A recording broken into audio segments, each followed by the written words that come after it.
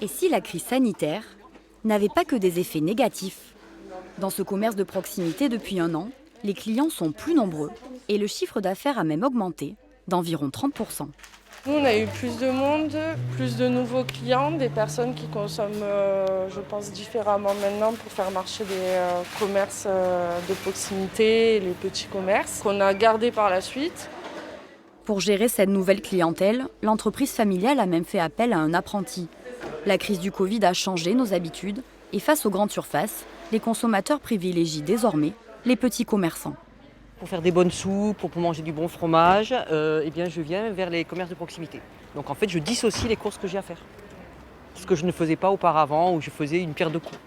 Nathalie est une habituée des commerces de proximité, mais depuis mars dernier, par solidarité, elle s'y rend beaucoup plus souvent.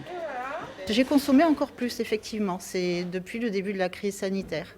Voilà, même pendant les fêtes, en commandant des plateaux de charcuterie, des produits peut-être que j'aurais achetés ailleurs, en période de fête, mais que du coup j'ai préféré commander ici.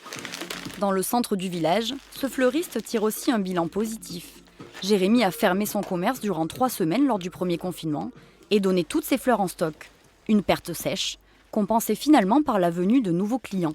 Au début, j'ai eu un petit peu peur et après, au final, j'ai eu beaucoup de clients qui sont venus par solidarité, des clients qui allaient souvent acheter leurs fleurs en grande surface, de la nouvelle clientèle, des anciens qui ne venaient plus et qui sont revenus.